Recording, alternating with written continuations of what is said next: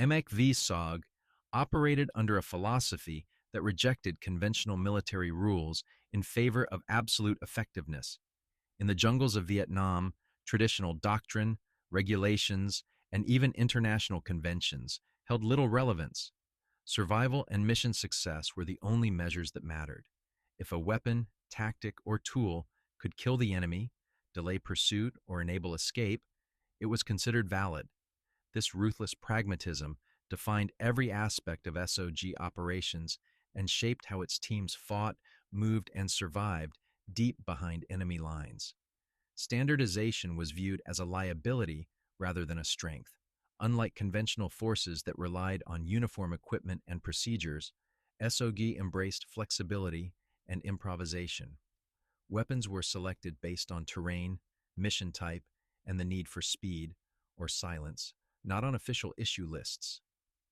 Operators mixed American, foreign, and captured enemy weapons freely, tailoring their loadouts to specific objectives such as reconnaissance, sabotage, prisoner snatch missions, or emergency break contact situations. This adaptability allowed small teams to operate effectively against vastly superior enemy numbers in one of the most hostile environments on Earth. Plausible deniability was another cornerstone of SOG's operational mindset. Because many missions crossed borders or occurred in politically sensitive areas, it was essential that American involvement could not be easily proven. To achieve this, teams deliberately used non-U.S. weapons, foreign equipment, and enemy arms. The sounds of gunfire, recovered shell casings, and even abandoned weapons were carefully considered elements of deception. Confusing enemy trackers and commanders bought precious seconds or minutes that often meant the difference between extraction and annihilation. Ultimately, SOG's philosophy was shaped by isolation, constant pursuit, and the reality that help was never guaranteed. Teams operated, knowing that rescue might not come and that capture was worse than death. This mindset bred an extreme emphasis on lethality, deception, and self-reliance. Every weapon carried, every tactic employed, and every rule broken served a single purpose, ensuring that a small group of men could strike deep, disappear without a trace, and survive long enough to fight another day.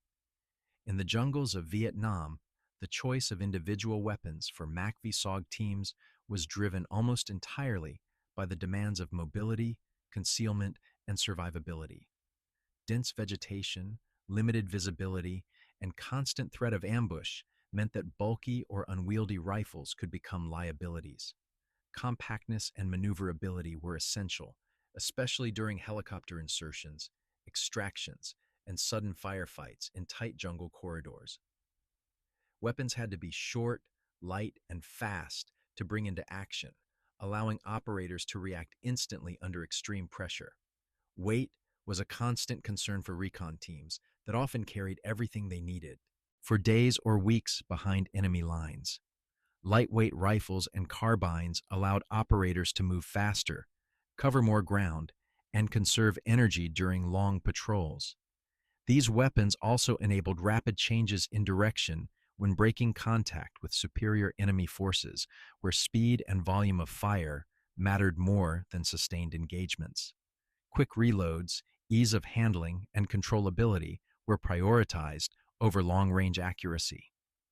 Captured enemy weapons played a critical role in SOG operations, not just for their reliability, but for their psychological and tactical value. Rifles such as the AK and SKS were frequently carried by point men to confuse enemy trackers. The distinctive sound of enemy weapons firing could delay recognition of an American team's presence, buying crucial moments during contact. Using enemy firearms also helped conceal cross-border operations by masking the origin of a firefight and complicating intelligence assessments. Heavier battle rifles were employed selectively, despite their weight. In certain situations, especially early in the war, these weapons offered advantages that lighter calibers could not. Their ability to punch through thick jungle vegetation, tree trunks, and improvised cover allowed operators to neutralize enemies who believed themselves protected by the terrain. While less suited for prolonged patrols, These rifles filled a specific niche when penetration and stopping power were required. Overall, MACV-SOG's use of individual rifles and carbines reflected a philosophy of adaptability rather than standard issue conformity. Weapons were tools chosen for a purpose, swapped or discarded as conditions changed. In an environment where every ounce mattered and every sound could mean death, the effectiveness of a small arm was measured not by regulation, but by whether it allowed its user to survive the next contact. Submachine guns occupied a crucial niche in MACV-SOG operations, where engagements often unfolded at extremely close range and without warning. In the dense jungle, visibility was measured in meters rather than hundreds of yards, and firefights erupted suddenly along narrow trails or inside enemy camps. In these moments, compact automatic weapons offered a decisive advantage. Their short length, high rate of fire, and ease of handling made them ideal for sudden contact, rapid room clearing, and violent break contact situations. A defining characteristic of SOG's submachine gun use was the emphasis on non-US and foreign weapons. Sterile arms provided by intelligence agencies or scavenged from Allied stockpiles allowed teams to maintain plausible deniability during cross-border missions. If weapons were recovered or shell casings found, they would not immediately point to American involvement. This consideration influenced weapon choice as much as lethality or reliability, turning firearms into tools of deception as well as combat. Suppression was another critical requirement. Many submachine guns were selected or modified specifically for silent operations.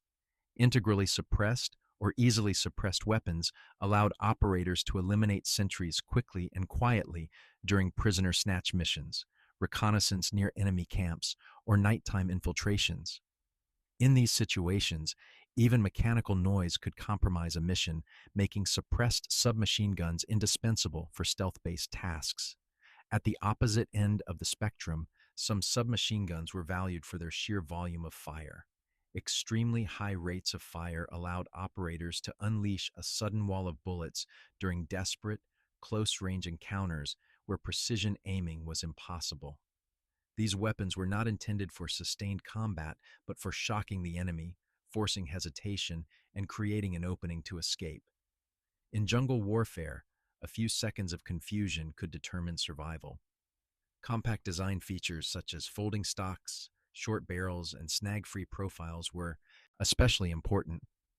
Thick vines, bamboo, and undergrowth could easily catch on protruding equipment, slowing movement and exposing teams to danger. Submachine guns that could be carried close to the body or rapidly deployed from vehicles were therefore favored by point men, vehicle crews, and operators needing a reliable secondary weapon. Ultimately, submachine guns embodied MACV-SOG's close quarters philosophy: speed over precision, surprise over sustained fire, and adaptability over standardization. In the jungle's confined spaces, these weapons delivered immediate, overwhelming force when it mattered most. Machine guns represented the backbone of sustained firepower for MACV-SOG teams, providing the means to survive encounters with numerically superior enemy forces.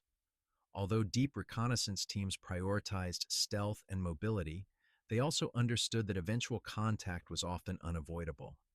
When that moment came, the ability to deliver overwhelming suppressive fire could mean the difference between successful extraction and total annihilation. Machine guns were therefore viewed not as offensive tools, but as lifelines. Weight was the central challenge in employing machine guns in jungle operations. Traditional belt-fed weapons were often too heavy for long-range patrols through rugged terrain. To solve this problem, SOG armorers modified and cut down weapons to reduce weight and improve maneuverability. These adaptations allowed a single operator to carry and fire a belt-fed machine gun while moving through thick canopy, laying down continuous fire to slow pursuers and protect teammates during withdrawals. Mobility and suppression had to coexist. Certain machine guns became highly prized because they struck a balance between firepower and portability. Lighter systems capable of shoulder firing allowed teams to unleash devastating volumes of fire without being pinned in place. High ammunition capacity ensured that operators could dominate ambushes or break enemy contact without frequent reloads, which were especially dangerous under fire. In these scenarios, the machine gunner became the anchor of the team, dictating whether movement or escape was possible. Heavier machine guns still had a role, though usually outside deep jungle patrols. They were critical for base defense, helicopter door gunners, and extraction cover, where sustained fire could suppress enemy forces long enough for aircraft to land or depart. In hot extraction zones, machine gun fire often provided the only barrier between exposed teams and encroaching enemy troops. Captured enemy machine guns added another layer of tactical advantage. When used in combat, their distinctive sound mirrored that of North Vietnamese forces, creating confusion and hesitation during firefights. This brief uncertainty could disrupt enemy coordination, buying precious seconds for maneuver or escape. In jungle warfare, even momentary hesitation could be fatal. Overall, machine guns embodied MACV-SOG's philosophy of controlled brutality. They were not carried lightly, nor used casually. Instead, they were deployed at decisive moments to dominate space, suppress pursuit, and carve a narrow window of survival in an environment that offered none. Precision rifles played a specialized but vital role within MACV-SOG operations, providing controlled lethality in an environment that often limited visibility and engagement distances. While jungle warfare typically favored close-range firepower, there were moments when accuracy and restraint were essential. Sniper and precision weapons allowed SOG operators to eliminate specific targets, secure perimeter defenses, and dominate key terrain without revealing their position through excessive gunfire.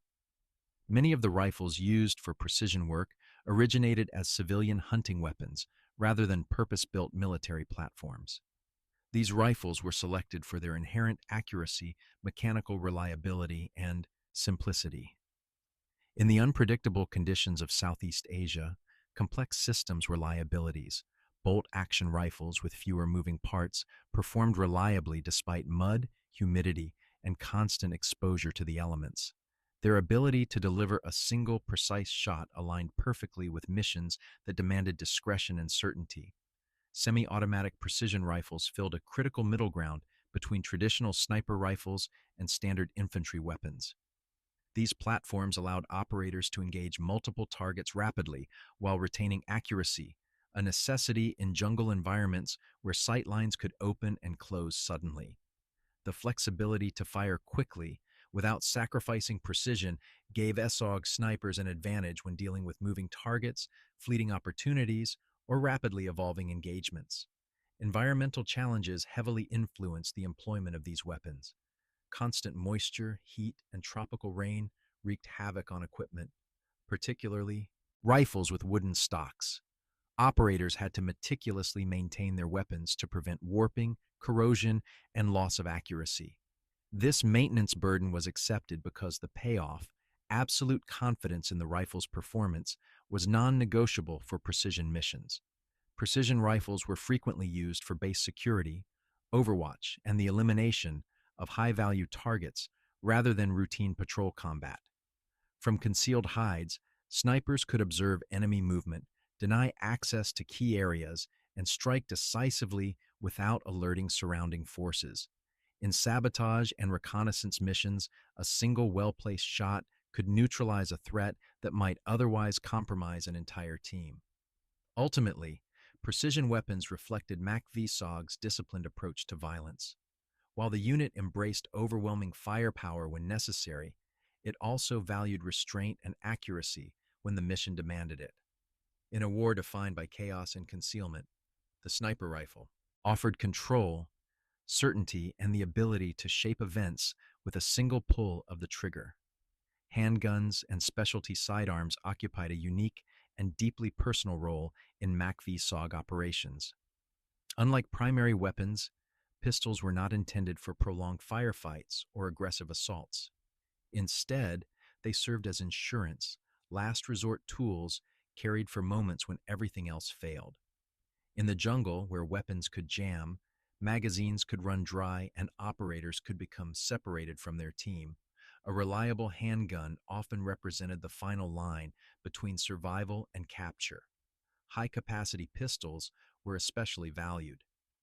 In close-range encounters, the ability to fire multiple rounds without reloading provided a sense of confidence that outweighed concerns about caliber or stopping power. These sidearms were compact, quick to draw, and effective in chaotic, high-stress situations where precision mattered less than immediate response.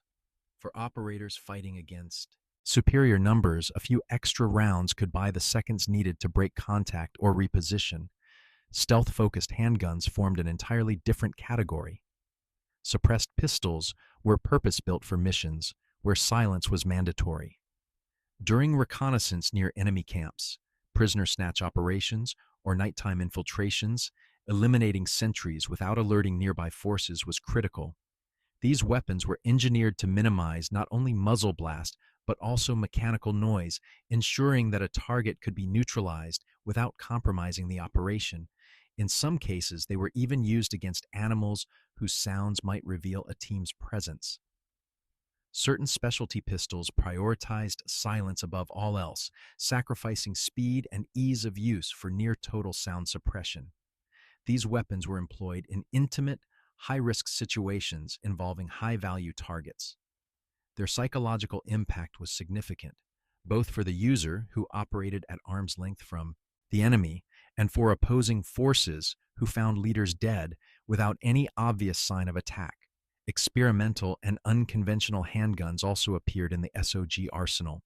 Some promised revolutionary capabilities, such as silent projectile propulsion, but ultimately proved unreliable in real-world conditions. Despite their shortcomings, these weapons reflect SOG's willingness to test any tool that might provide an edge. Finally, ultra-compact pistols were carried as absolute last resort weapons. Easily concealed and intended for use only if captured, they symbolized the grim reality of SOG missions. In this role, handguns were not just weapons, they were expressions of self-reliance, secrecy, and the harsh choices faced by men operating far beyond the reach of conventional warfare. Shotguns filled a brutal and highly specialized role in MACV-SOG operations, excelling in the extreme close-quarters combat that defined jungle warfare. In terrain where visibility was often limited to a few meters and engagements erupted without warning, the shotgun delivered immediate, overwhelming force. It was not a precision weapon, nor was it intended for sustained firefights. Instead, it functioned as a shock weapon, designed to end encounters instantly and decisively. One of the shotgun's greatest strengths was its effectiveness on narrow jungle trails. Point men moving through thick vegetation were especially vulnerable to sudden ambushes, and the ability to unleash a wide spread of buckshot across a confined space could neutralize multiple threats in a single blast. Specialized attachments that widened shot dispersion allowed operators to sweep entire trails or openings, turning the jungle itself into a kill zone. In these moments, accuracy mattered less than coverage and speed. The shotgun's mechanical simplicity also made it highly reliable in harsh tropical conditions. Mud, rain, and humidity that plagued more complex firearms had far less impact on pump action. Designs. This reliability made shotguns a trusted option for camp defense, perimeter security, and patrol duty, where failure was not an option. Operators valued weapons that would fire every time the trigger was pulled, regardless of environmental abuse. Another key advantage was the sheer physical impact of shotgun fire at close range. In the confined spaces of the jungle, the kinetic energy delivered by buckshot could physically knock attackers off their feet, breaking momentum and disrupting coordinated assaults. This immediate stopping power was especially important during surprise contacts, where hesitation could lead to catastrophic losses. Shotguns also required minimal training compared to other weapons. Their intuitive handling and forgiving nature allowed operators to react instinctively under extreme stress. This made them particularly effective in chaotic engagements, night operations, or defensive scenarios where fine motor skills deteriorated rapidly. While shotguns were heavy and limited in range, their drawbacks were accepted because of their niche effectiveness. They were tools for specific moments, ambushes, sudden encounters, and defensive holds where nothing else delivered such immediate results. In MACV-SOG operations, the shotgun embodied raw, uncompromising lethality, perfectly suited to the brutal realities of fighting in the jungle at arm's length. Explosives, grenade launchers, and rockets gave MACV-SOG teams access to disproportionate firepower, allowing small reconnaissance elements to challenge fortified positions and large enemy formations. Operating deep behind enemy lines, SOG teams could not rely on sustained engagements or reinforcements. Instead, they depended on sudden, violent bursts of destruction to shock the enemy, disrupt formations, and create opportunities to escape. Explosive weapons were force multipliers, turning a handful of operators into a mobile strike force. Grenade launchers were especially valuable because they provided portable, indirect fire. Modified and compacted versions allowed operators to carry what amounted to personal artillery into the jungle. These weapons could be brought into action quickly during running engagements, enabling teams to break pursuit, collapse ambushes, or suppress enemies hidden behind cover. The ability to deliver explosive effects without exposing oneself directly to enemy fire was critical in terrain where visibility was limited and threats could appear from multiple directions. Experimental systems also played a role, reflecting SOG's constant search for tactical advantage. Though not always reliable, early grenade launching platforms represented an important evolution in infantry firepower by integrating explosive capability directly into small unit operations. Even when flawed, these systems demonstrated the willingness to accept risk in exchange for potential battlefield dominance. Disposable rocket systems expanded this capability. Further, lightweight and collapsible, these weapons allowed individual team members to engage hardened targets such as bunkers, vehicles, or fortified positions without carrying heavy equipment. Rockets were often used to initiate ambushes, delivering devastating impact in the opening seconds before the enemy could react. This initial shock was essential for controlling the tempo of an engagement and dictating whether the team would advance, withdraw, or disengage entirely. Captured enemy rocket launchers added both lethality and deception. Their distinctive appearance and sound mirrored those of opposing forces, contributing to confusion and hesitation during combat. Beyond their physical destruction, rockets carried significant psychological weight. The sudden detonation of a powerful warhead could shatter morale, disrupt command and control, and create chaos far beyond its immediate blast radius. In MACV-SOG operations, explosives were not tools of attrition, but instruments of decision. They were employed at critical moments to dominate space, break contact, or destroy objectives quickly. Through grenade launchers and rockets, small teams gained the ability to shape battles on their own terms in an environment where hesitation meant death. Mines and grenades were among the most critical survival tools used by MACV-SOG teams, serving less as offensive weapons and more as instruments of control, delay, and escape. Operating deep in hostile territory, SOG teams were frequently pursued by enemy forces that vastly outnumbered them.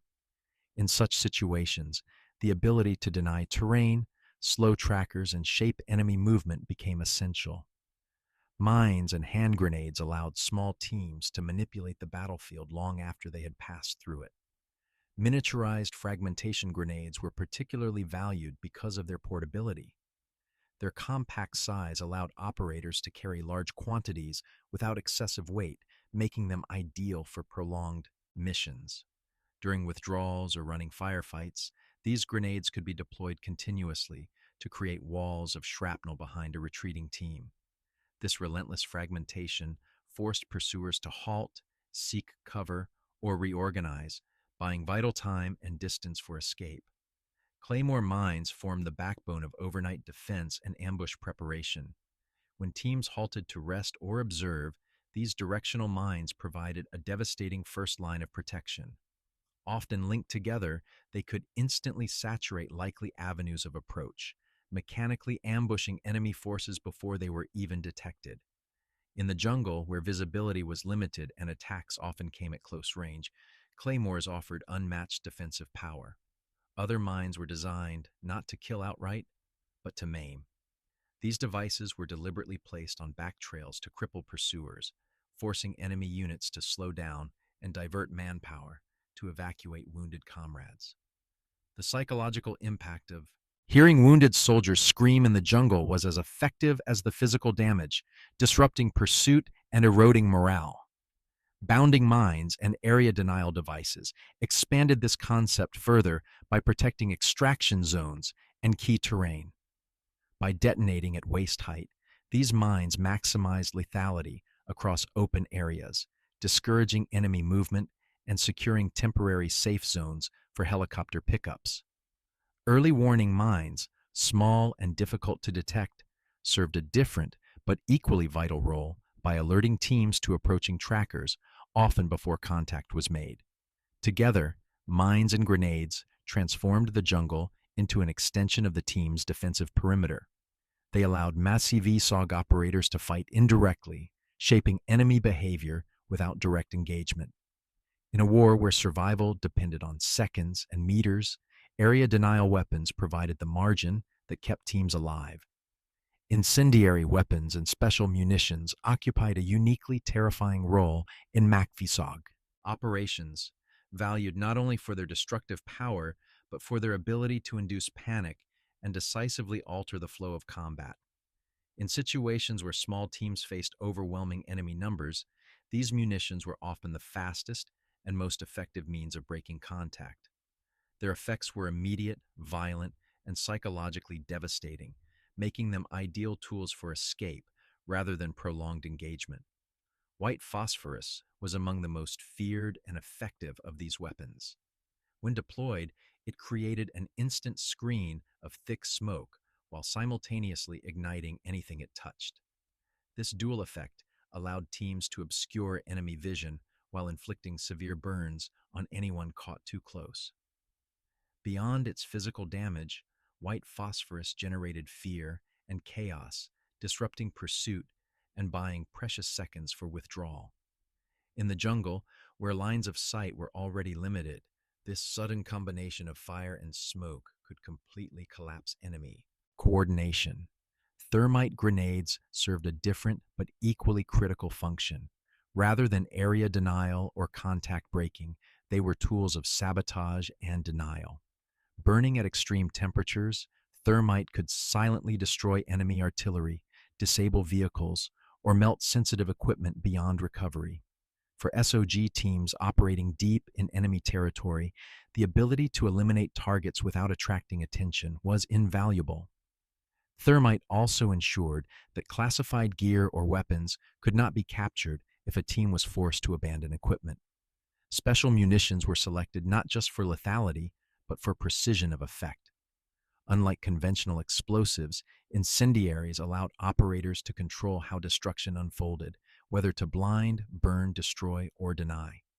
This level of control was essential in missions where timing and discretion mattered as much as raw firepower. Psychological impact was a defining feature of these weapons.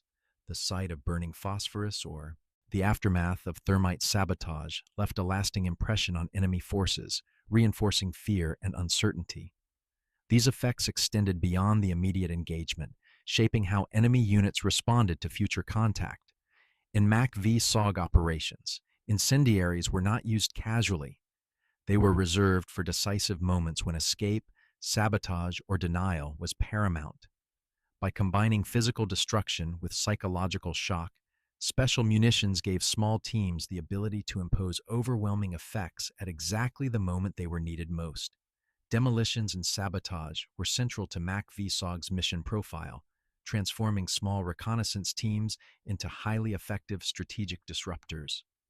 Operating far behind enemy lines, SOG teams were tasked not only with observing and reporting, but with actively undermining the enemy's ability to move, fight, and resupply.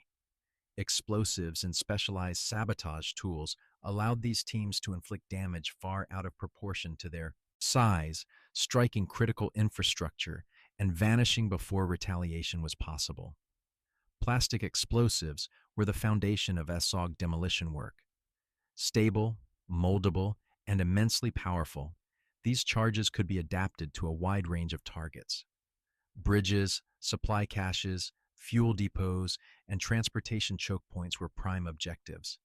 Explosives were also used creatively, such as felling massive jungle trees to rapidly clear helicopter landing zones in terrain where natural clearings were rare. This flexibility made demolition materials indispensable to both offensive and extraction planning. Psychological warfare played an important role in sabotage operations. One of the most effective techniques involved planting booby-trapped ammunition in enemy stockpiles. When fired, these rounds caused weapons to catastrophically fail, killing or maiming the user. The true impact went beyond the immediate casualties. It shattered enemy confidence in their own equipment and sowed long-term distrust of supplied ammunition. This erosion of morale and reliability had lasting effects well beyond a single operation. Naval sabotage expanded SOG's reach to waterways and ports. Combat swimmers used magnetic charges with delayed fuses to attach explosives to enemy vessels, sinking them hours later without immediate detection. This method disrupted supply lines while minimizing the risk of pursuit, as the attack often appeared accidental or unexplained. Time delay devices enabled precise planning and safe withdrawal. Chemical delay mechanisms allowed operators to initiate explosions long after leaving the area, ensuring sabotage could be carried out without direct contact. Multi-purpose firing devices further increased flexibility, allowing teams to rig explosives using pressure, tension, or release triggers. These systems turned trails, camps, and supply routes into deadly traps, forcing the enemy to move cautiously and inefficiently. Through demolition and sabotage, MACV-SOG weaponized patience and ingenuity. These operations were not about battlefield dominance, but about disruption, confusion, and long-term degradation of enemy capability. With careful planning and minimal resources, small teams imposed strategic consequences that rippled far beyond the jungle where the charges were placed. Deception and psychological warfare were as vital to MACV-SOG operations as bullets and explosives. Operating deep in enemy territory, SOG teams understood that survival often depended on manipulating perception rather than winning direct engagements. Confusing, misleading, or intimidating the enemy could create opportunities to evade pursuit, redirect hostile forces, or complete missions without firing a shot. In this environment, information and illusion became powerful weapons. One of the most effective deception tools involved sound. Devices designed to simulate the noise of firefights, explosions, or troop movements allowed SOG teams to control how the enemy interpreted the battlefield. By triggering these sound effects away from their true position, operators could lure enemy units toward empty jungle, drawing attention and manpower away from the real objective. This misdirection bought time, reduced pressure on extraction routes, and allowed teams to slip away unnoticed while the enemy reacted to a manufactured threat. Psychological warfare extended beyond deception to intimidation and uncertainty. The enemy was often left unsure of who they were fighting, where the threat originated, or how large it might be. This ambiguity disrupted command decisions and slowed response times. In jungle warfare, hesitation could be fatal, and even brief confusion created exploitable gaps. By denying the enemy clear information, SOG teams forced them into a reactive posture, constantly second-guessing their assumptions. Camouflage and misrepresentation also played a key role. Specialized footwear designed to leave footprints resembling those of barefoot civilians allowed heavily armed teams to disguise their presence. This simple but effective trick undermined even skilled trackers, masking the movement of trained operators as that of local peasants. By blending into the environment at a psychological level, SOG teams reduced the likelihood of detection and pursuit. Electronic and acoustic deception further expanded this capability. Sensors disguised as natural objects were placed along key supply routes to detect enemy movement. These devices transmitted intelligence that guided airstrikes, turning enemy logistics corridors into lethal traps. The enemy often had no indication they were being observed until destruction arrived from above, reinforcing a sense of constant vulnerability. In MACV-SOG operations, psychological warfare was about shaping enemy behavior rather than defeating enemy forces outright. By exploiting fear, confusion, and misdirection, small teams gained freedom of movement and operational advantage. In a conflict where survival depended on invisibility and speed, deception was often the most decisive weapon of all. Edged and primitive weapons held a distinct and symbolic place within MACV-SOG operations, representing both practicality and identity. In an environment where silence was often more valuable than firepower, blades and low-tech weapons provided solutions that firearms could not. These tools were not secondary or ceremonial. They were essential instruments for survival, stealth, and close-quarters lethality in the jungle. Specially designed combat knives embodied this role. Purpose-built blades served multiple functions, acting as weapons, survival tools, and status symbols within the unit. Their darkened finishes reduced glare, while durable steel construction ensured reliability in harsh conditions. Operators depended on these knives for everything from silent combat to cutting brush, preparing food, and emergency tasks. Carrying such a blade was a mark of belonging to an elite community that operated beyond conventional forces. Heavy chopping weapons filled another critical niche. Dense bamboo and thick jungle growth could halt movement or prevent helicopter extractions entirely. Forward-weighted blades allowed teams to silently clear paths, open patrol routes, or carve out emergency landing zones without the noise of explosives or gunfire. In these situations, edged tools directly enabled mobility and extraction, making them as strategically important as any firearm. Privately purchased knives were also common, especially among experienced team leaders. These hand-forged blades were prized for their ability to hold an edge and withstand abuse over long missions. Trust in a knife was deeply personal. It was often the only tool an operator could rely on in total silence, at arm's length from the enemy. Fighting knives designed exclusively for combat were favored for sentry removal during night infiltrations. Their double-edged profiles and ergonomic grips allowed swift, controlled strikes in close contact where hesitation or noise could compromise an entire mission. These moments required absolute confidence in the weapon and the operator's skill. Primitive weapons extended the concept of silence even further. Indigenous scouts employed simple projectile weapons that produced no sound and left little trace. Their use carried a powerful psychological effect, as enemies witnessed comrades fall without hearing a shot. This reinforced fear and uncertainty, magnifying the impact of SOG's presence. Together, edged and primitive weapons reflected MACV-SOG's mastery of stealth and adaptability. In a war dominated by modern technology, these simple tools proved that silence, skill, and intent could be just as lethal as bullets.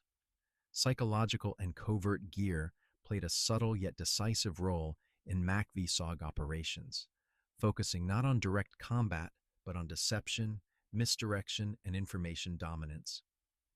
In the hostile environment of Southeast Asia, survival often depended on remaining unseen, misidentified, or misunderstood. Specialized equipment allowed SOG teams to manipulate how the enemy perceived their presence, movement, and intentions, turning the jungle itself into a tool of concealment. One of the most ingenious examples of this approach was the use of deceptive footwear.